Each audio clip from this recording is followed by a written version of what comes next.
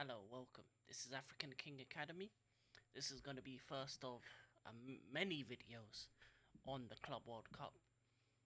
Every two games, we're going to go through each group, looking at the fixtures, looking at how the teams played, how each team is stacking up. As you can see by the hat, I am a Chelsea fan.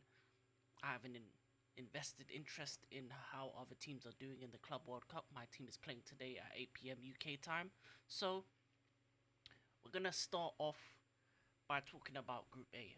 The first couple fixtures have gone on. The good, the bad, the ugly, and every little nook and cranny. Academy is a place of learning. It's a place of understanding, and these are teams that I haven't had an interest in before because obviously they're in leagues that I don't particularly watch. I'm more focused into terms of European football, but it's been an interesting tournament so far. Seeing different teams from different places around the world, and also being able to see the levels of football between these different teams. Um, so far, I think the games have overall been either mismatches. There hasn't been too many competitive fixtures, and I think with this group in particular, I feel like we haven't seen enough yet for us to determine. I would say this with this Group A, and this is what we're going to be talking about in particular. Group A, for me personally, I think is a group that none of these teams are going to make it too far outside of the group. Whoever gets to the next round, I think is going to be easy work for their next opponents after the initial seeings of each team. The first game of the tournament was the hosts, Inter Miami versus Al Ahly. Inter Miami is an American team from the MLS. Obviously, they didn't come into this tournament on merit, they came as the hosts. So, when it comes to host teams, you can either get some of the best teams in the world or a team that doesn't really deserve to be there. And that's similar to the case in many World Cups. And in this new World Cup format of the Club World Cup, I think that's the case with Inter Miami. And then on the other hand, you have Al Ahly, one of the best teams in Egypt, one of the best teams in Africa, and for the most part, they showed it. They showed that they were a better unit and they were a better team, especially particularly in the first half of the game. I feel like they had a lot of chances. The one thing Al Ahly probably has to work on more than anything is their finishing. A lot of their shots went straight down the middle. So as much as people look to Inter Miami's keeper and says, "Oh, he made great saves," for me, Al Ahly's problem was their finishing. On the other hand, in the first half, I feel like Inter Miami showed their weaknesses, showed that they were very easy, very susceptible to being run through. It was too easy for Al Ahly in the first half to make chances, and for me, I think you can see that with even though Inter Miami have the star players, their star players are way past their best. If you look at the likes of Messi, Suarez, Busquets, it's just MLS is seen as a retirement home, and they look like they're close to retirement in terms of the level of play. I feel like in particular for those players, even you saw when in bits and spurts when they ran or when they had chances, you saw bits of quality, but not enough to put them over the edge. In the second half, they had better chances. I would say that they played a lot better within the second half, but I think Al Ahly's goalkeeper made some outstanding saves in that second half, and I think it would have been a disservice if Inter Miami actually ran away with that win. At the same time, Al Ahly needed to take those chances in the first half, and I feel like for these two teams, you can see the weaknesses. You can see Al Ahly going forward aren't the strongest, and you can see Inter Miami defensively aren't so good. And as I said, some of these players are over the hill. Like for me, when it comes to legends of the game, your Messi's, your Suarez, your Busquets, you want to see them in their prime. You don't really want to see them like this. I feel like as much as it's good to see these guys in this tournament, it doesn't feel like the same Messi that used to terrorize my team in the Champions League. It doesn't feel like the same Suarez that was burning up the Premier League back in the day. it doesn't feel like the same Busquets that was seen as the best DM in the world. So I feel like even though they have the better players, the top three players in terms of both teams, it isn't showing on the pitch, and I feel like it shows that MLS's quality needs to improve, and it's a league that's continuing to develop, and I hope this tournament allows to create a bigger fan base for football slash soccer in America as well. But yeah, within that first game, it was just a game of two halves. Both teams didn't really take their chances, and both keepers had great games.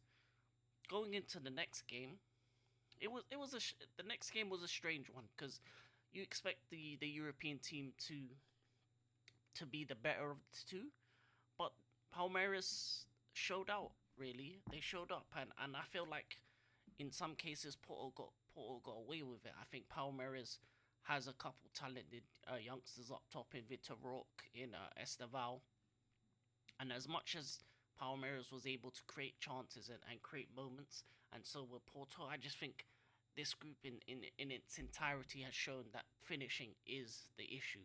Um, Especially early on, Esteval had a chance, and I think if he was a bit older, a bit more wiser, he would have slotted it home. He snatched at it, and that's the kind of things that you were seeing in this game, is that they were that either there was elite goalkeeping saves, or most of these chances were snatched at, you know, not hit into the crispest of form. And yeah, I think Palmeiras was the better team in the game against Porto, but at the same time, you can see that within that both of these teams are missing something, and I feel like going into the next rounds, as I said, none of these four teams are gonna be ones that are a threat to the European elite. Um, and I feel like this is a group that has each of these teams is missing something. Whereas Al Ahly with its finishing, Inter Miami with its defensive work, FC Porto, um, I don't really particularly think they're the best team in Portugal at the moment. Obviously, with Sporting winning the league, Benfica finishing second, so this is the third best Portuguese team here. So I feel like you haven't got the best of the Portuguese league. So as much as people will probably look at this as an indication that the Portuguese league is bad, I feel like this isn't the Porto of old that was under Jose Mourinho. That's not that level of side. And then Palmeiras has a young talent, but it's also mixed with veterans of the Brazilian league, and as they've shown that they can compete with the European teams, but I think they'll find it very difficult to beat them. And in all, I feel like in totality, I don't think this is going to be a very long video, because I think when it comes to Group A, it's just about them as a team, just well, as teams, stalemates. I can't really put it. For me in particular, I think there is no team that's favorites to get out. I think I think the best team out of the four that I've watched have been Palmeiras, but it's like inches. It's not like a miles gap between these four teams. It'll be interesting to see how Palmeiras fares against Al Ahly and against Inter Miami, as well, and FC Porto. So I feel like you saw a lack of quality with these four teams in terms of passing play, in terms of different things, and I feel like all four teams need to improve over time and get more into this tournament if they want to get further than the next round, which at this stage I don't think any of these teams are going to get past the next round, for me personally, depending on who they face. But yeah, so far, two games that if you just watch the highlights, you think they were boring games, but they had some intrigue, some interest. I had a bit of interest in the Palmeiras game because Esteval was coming to Chelsea afterwards, and he's shown some talent, some flair, but you can see he's a very raw.